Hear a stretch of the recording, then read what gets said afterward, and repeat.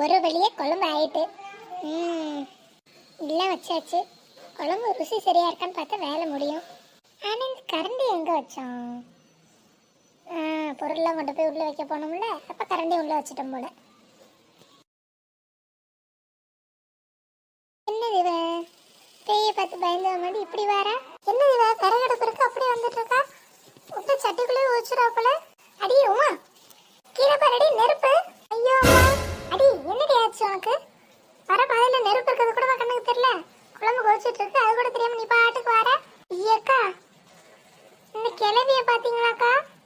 திருட்டு கோழி எடுத்துட்டு வந்துட்டு என்னம்மா நம்மள்ட்ட 1000 ரூபா போட்டு வாங்கினேன் 5000 ரூபா போட்டு வாங்கினேன்னு கதை விட்டுட்டு கிடந்துச்சு. நீ வேற அதான் ஞாபகப்படுத்தாதடி. நானே அந்த கடுப்புல தான் இருக்கேன். ராக்கா அக்கா எனக்காக காசே வேணான்னு சொல்லி அனுப்பிச்சாங்க. இந்த கிளவி என்னன்னா, அந்த அக்கா கோழியவே திருட்டுத்தனமா எடுத்துட்டு வந்துட்டு நம்ம கிட்ட கதை விட்டுட்டு கிடந்துச்சு. இதே காரியத்தை நீயா நானா பண்ணியிருந்தோம், இந்நேரம் நம்ம பொட்டி பறிக்கையை கட்டிக்கிட்டு ஆத்தாக்காரி வீட்டுக்கு போயிருக்க வேண்டியதான். இன்னும் கிளவி பண்ணவாசி எதுவும் வெளியே தெரியாம இருக்கு. அப்படி சொல்லுங்க. இதெல்லாம் ஒரு ஆளு வயசுக்கு ஏற்றமே நடந்து போனோம்ல, அதானே. அதெல்லாம் கூட பரவாயில்ல. கடைசியில் நம்ம ஏதாவது கேள்வி கேட்டுருவோம்னு தெரிஞ்சு எப்படி நம்மள துரத்துறாங்க பத்தியா? ஆமாக்கா, நான் நல்லா முறைச்சு விட்டுட்டு தான் வந்தேன். ஆமா, நீ முறைச்சா மட்டும் அந்த கிளவி திறந்தவா போகுது. அதெல்லாம் சொல்லுங்க. சரி, அந்த கதையை விடுங்க. என்ன நல்ல மனம் வருது. குழம்பு ரெடி போல? குழம்பெல்லாம் ரெடி தாண்டி, ருசி தான் பார்க்கணும். நீயே ஒரு வாய் பார்த்து சொல்ல. இரு, நான் போய் கரண்டி எடுத்துட்டு வரேன். அக்கா, அதெல்லாம் எதுக்கு? நமக்கு கையே கரண்டி. இருங்க. அடி சுட போகுதுடி. அதெல்லாம் நமக்கு ஒண்ணும் பண்ணாது. உப்பு தான் செத்த பத்தாத மாதிரி இருக்கு. அக்கா, உப்பு கொஞ்சம் பத்தல பார்த்துக்கோங்க. நான் போடுறப்ப நினைச்சேன் பத்தாதுன்னு, நீ கரெக்டா சொல்லிட்டேன். சரி, கொஞ்சம் போட்டுருவோம். நுங்குமா, நுங்கு நுங்கு நுங்கு நுங்கு வாங்கலையோ நுங்கு. அடி இல்லை, நுங்கு வித்துட்டு போகுதுடி. இரு, நான் நமக்கு கொஞ்சம் நுங்கு வாங்கிட்டு வரேன். போய் வாங்கிட்டு வாங்கக்கா. சரி, அக்கா வரத்துக்குள்ள நம்ம உப்பு எடுத்துட்டு வந்து போடுவோம். தம்பி, நுங்கெல்லாம் நல்லா இலசா இருக்கு. ஆமா பாட்டிமா, நான் ஃப்ரெஷ்ஷாக தோட்டத்துலேருந்து எடுத்துட்டு வரேன். எங்கள் தோட்டத்துலேயே நீ தானே வந்து எடுப்ப? ஆமாம் பாட்டிமா. நீ தோட்டத்தில் எப்போ இல்லையா? இல்லைப்பா, இது போன மாதம் அறுத்தாச்சு. இப்போ ஒன்றும் இல்லை பார்த்துக்க. சரி சரிம்மா. இன்னைக்கு என் பொண்ணு வரா, அதான் அவளுக்கு நுங்குனா உசுறு கொஞ்சம் வாங்கி வைக்கலான்னு வாங்கினேன். சரி சரி பாட்டிமா. நுங்குக்காரரே, என்ன மல்லிகா சமைக்கிறத விட்டுட்டு உனக்கு இங்கே என்ன வேலை? ஏட்டா, அது ஒன்றும் இல்லை, நுங்குக்காரர் வந்துருந்தாரா, அதான் கொஞ்சம் நுங்கு வாங்கலான்னு. ஓஹோ, நம்ம தோட்டத்துலேயே நுங்கு இருக்கு, அப்போதான் சாப்பிட காணும். இப்போ வந்து நுங்கு இல்லை, நுங்கு காசு போட்டு வாங்குறேங்கிற? இல்லைப்பா, சாப்பிடணும்னு தோணுச்சு, அதான். என்னமோ பண்ணுங்க. உங்க மடியில் இங்கிட்ட நுங்கு கிடக்கு. ஓ அதுவா, என் பொண்ணு இன்னைக்கு வரேன்னு சொல்லியிருக்கா, அதான் அவளுக்கு பிடிக்குமேனு நுங்கு வாங்கி வச்சிருக்கேன். அப்படியா? ஆமாம் ஆமாம். பைரவி வரும்போது என்ன சொல்லலையே? அவள் வரலன்னா என்ன, நம்ம வீட்டில் நாட்டுக்கோழி வேறு சமைச்சிருக்கோம். குழம்பு கொஞ்சம் ஊற்றிக்கிட்டு நுங்கு எடுத்துக்கிட்டு அவளை போய் நானே பார்த்துட்டு வந்துடுவேன். சரிக்கா சரிக்கா, போயிட்டு வாங்க. அப்பா, அவளுக்கு 2 நுங்கு எடுத்து கொடு. சரிங்கம்மா.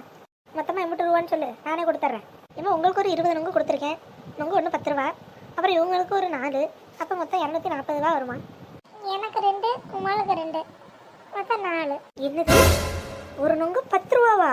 ஆமாம், நுங்கெல்லாம் இப்போ டிமாண்ட் ஆகி போச்சு. ஒன்று 10 ரூபா. ஓஹோ, என்னை பார்த்தா எப்படி இழிச்ச வயமே தெரியுதா? நீ கொஞ்சம் பேசாம இரு. இவன் என்ன நினைச்சிட்டு இருக்கா? கேட்குறவன் கேனப்பையில இருந்தா கேப்பையிலே நெய் வடியுமா, அந்த கதையா இருக்கு. இந்த மாதிரி நுங்குக்காரரு நியாயமா பேசணும்னு சொல்லிட்டேன். உங்க இஷ்டத்துக்கு வரையெல்லாம் சொல்லக்கூடாது. ஒரு நுங்கு 10 ரூபாவா? நான் 10 காசுக்கு 10 நுங்கு வாங்குவேன். ஏமா, நீங்க இன்னும் எந்த காலத்துல இருக்கீங்க? உன்ன பிள்ளை நுங்கு வாங்கிருக்கீங்களா இல்லையா? நான் ஏன்ப்பா வாங்குறேன்? என் தோட்டத்திலே ஊர்பட்டு நுங்கு கிடக்கு. இன்னைக்கு ஒரு நாள் வாங்கலான்னு பார்த்தா எம்பிட்டு வர சொல்கிறேன். அதானே, உன்னை பிள்ளை நுங்கு வாங்கியிருந்தா வர தெரியும். நுங்கெல்லாம் டிமாண்டில் போகுது. ஒரு நுங்கு 10 ரூபா. இப்போ என்ன வாங்க எல்லாம் வைங்க.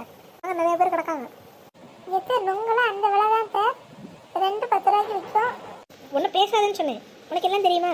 நீ தான் ஏமாந்தவனா, என்ன ஏமாந்தவளா இருக்க சொல்றியா? வாய் முடிட்டு நில்லு, இல்லை உள்ள போ. சரி, நல்லா நுங்குக்காரர்கிட்ட ஏற்று வாங்கினாதான் அடங்கும்.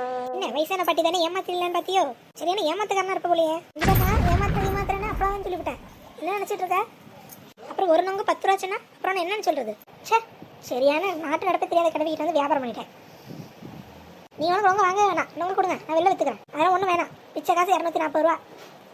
மடியா, இவன் மூஞ்சிலே விட்டேரி. அவன்கிட்ட பார்க்கவே எனக்கு பிடிக்கும். என்ன பொம்பளையோ, கிளவி நினைச்சா இந்த கோடு போடுது.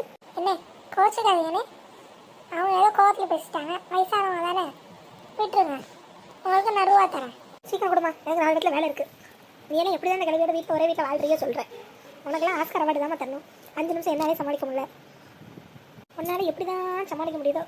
நான் இன்னைக்கு ஒரு நாளோட தப்பிச்சேன், நீ காலத்துக்கு மாட்டிக்கிட்டே. என்ன பண்ணுறது? சரி, என் ரூபாயை கொடு, உங்க தான் எனக்கு இதுக்கு. நீங்கள் சொல்கிறது காசு தானே, என்ன பண்ணுறது? குரங்கு பார்க்கப்பட்டா வரத்துக்கு வர தாய் தானே ஆகணும்.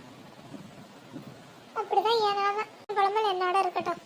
இந்தாங்க உங்க ரூபா. சரிம்மா, நான் வரேன். காலங்காலத்தில் இந்த கிளவிகிட்ட வியாபாரம் பண்ணதுக்கு சும்மா இருந்திருக்கலாம். நமக்கு 4 நொங்கு கிடச்சிடுச்சு. இதை கொண்டு போய் உள்ளே வச்சு நானும் உமாலும் சாப்பிடணும்.